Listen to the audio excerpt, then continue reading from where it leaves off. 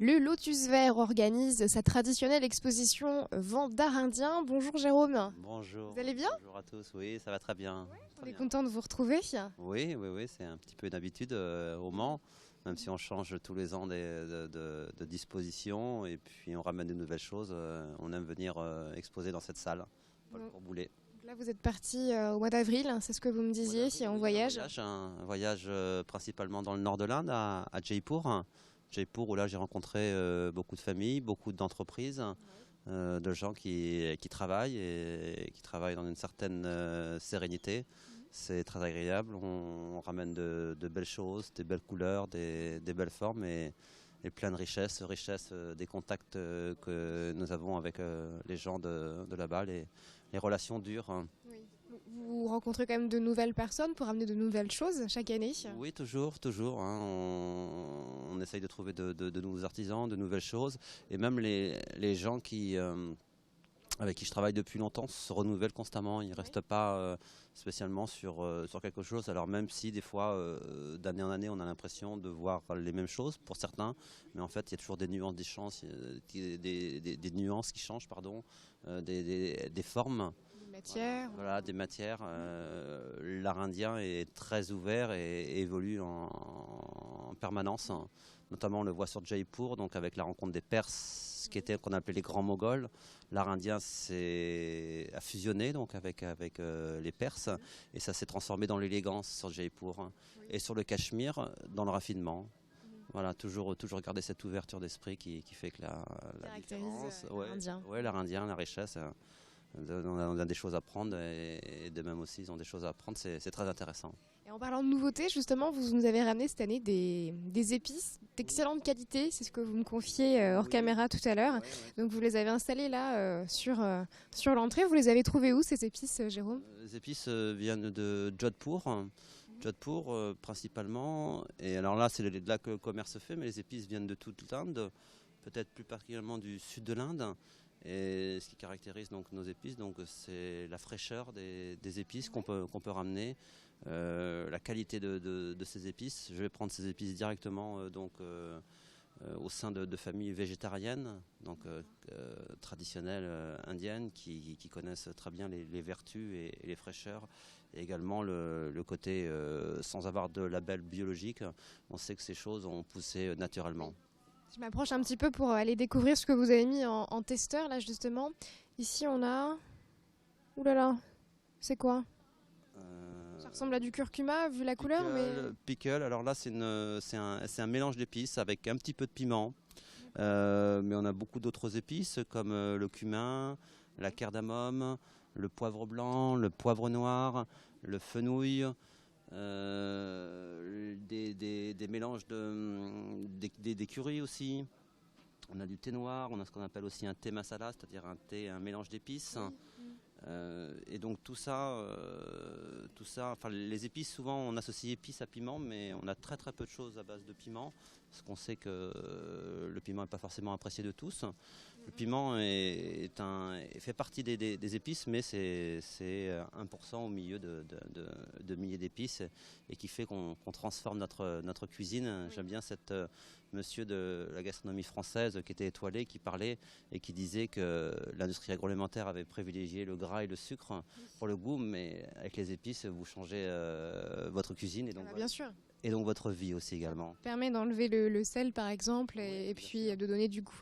On progresse un petit peu dans l'exposition. L'une des nouveautés également, c'est cette partie-là où vous nous avez ramené des bougies, du savon, des choses qui sentent très bon. Il n'y a pas encore de capacité olfactive sur la télé, mais ça sent vraiment bon. Également donc des huiles essentielles naturelles. Bon, on voit beaucoup de commerces qui vendent ces huiles, donc on a souhaité aussi en faire profiter les gens qui nous connaissent pour amener des choses de qualité encore. Des parfums naturels. Alors les parfums naturels, principalement tout vient de l'Inde, de Mysore en particulier. Et là vous avez donc des parfums sans produits chimiques, tout à fait naturels. Donc on voit de la lavande, on voit de l'orchidée, on voit de la vanille, Qu'est-ce que C'est c'est du ça? parfum en crème en fait. Lily Valley, oui c'est ça, c'est des petites choses. Alors vous avez ces petites choses là pour mettre par exemple dans un sac à main, et puis on a aussi ça sous forme de jarre, et à des prix très intéressants, vous voyez. Alors ça j'ai plus idée, mais on est entre 8, 9, 10, 12 euros. Hein. D'accord. Quand on voit le coût de certains parfums qui ne sont Oui. pas forcément de très bonne qualité. Non, Et là, on ils paye sont surtout la garantis jeune femme qui est sur la photo. oui, oui, sans produits chimiques, et également des savons. Savons avec la médecine ayurvédique, hein. 18 plantes notamment dans celui-ci, avec la plante qu'on appelle le NIMS. En fait, qu'est-ce qui est important dans un savon, c'est qu'on tue la bactérie. Donc il y a ce NIMS, cette plante qui permet de tuer cette bactérie et qui font que ce savon est très agréable. Et je connais peu de gens qui ne sont pas revenus en chercher lorsqu'ils l'ont essayé. Ouais. Très agréable, naturel. Naturel en plus.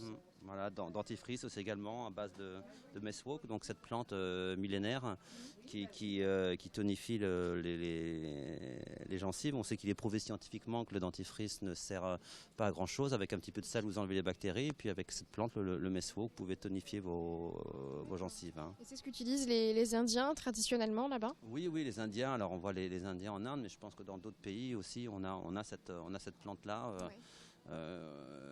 Qu'on a peut-être perdu de vue par rapport à cette société de consommation, et on essaye aussi de montrer pas que de l'artisanat, il y a aussi autre chose, un certain confort de vie, côté Hygiène de vie aussi. hygiène de vie agréable, et on peut le faire naturellement, Oui.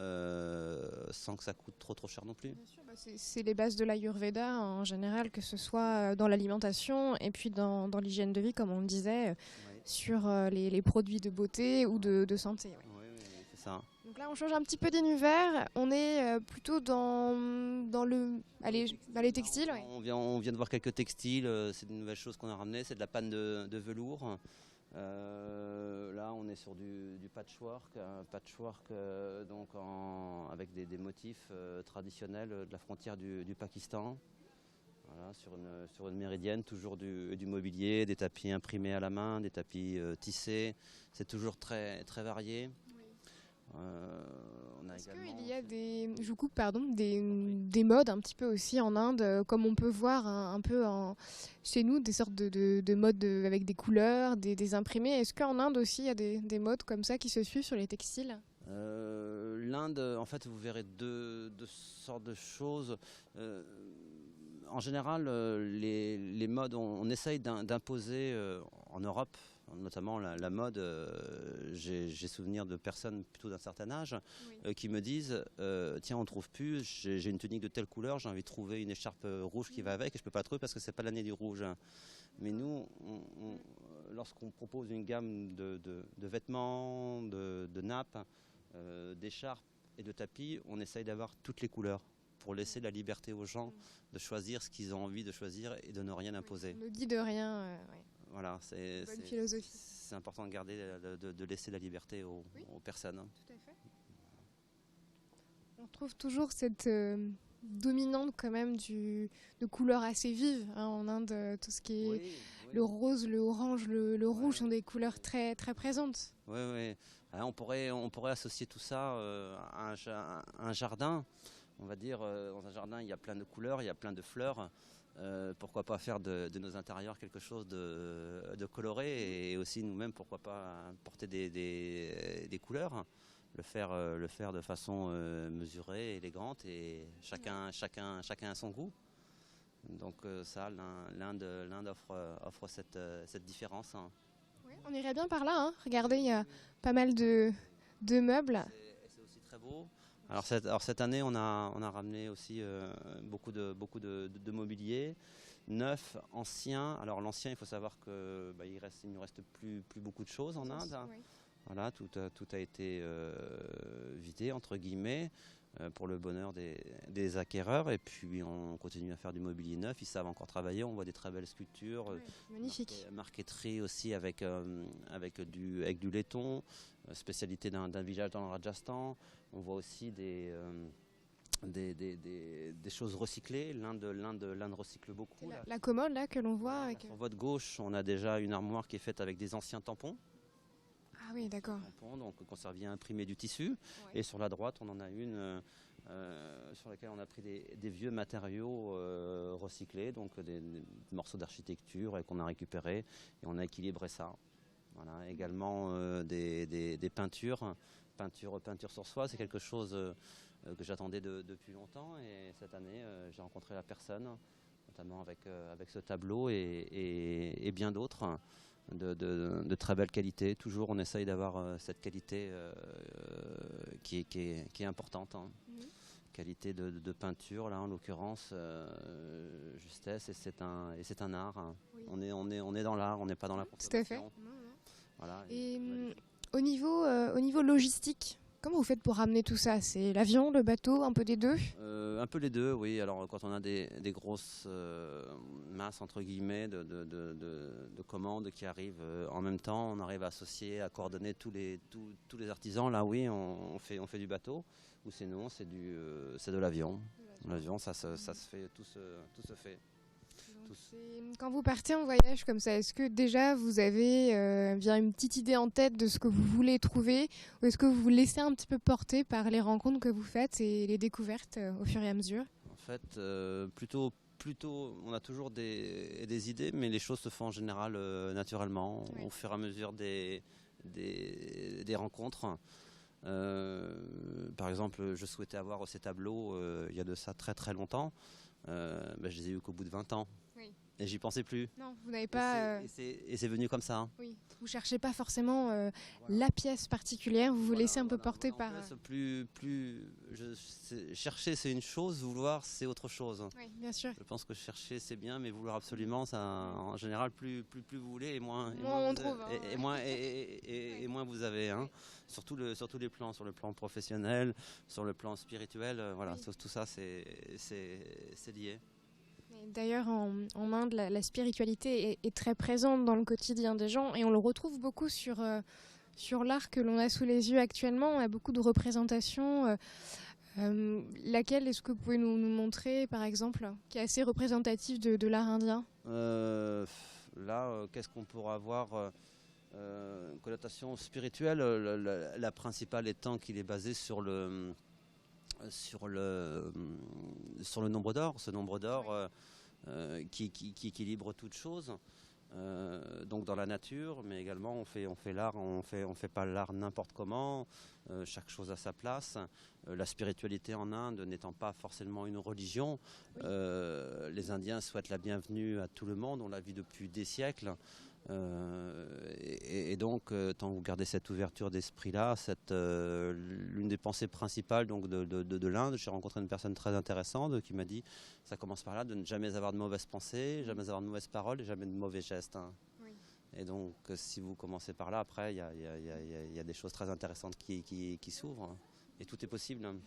C'est aussi le message de votre exposition.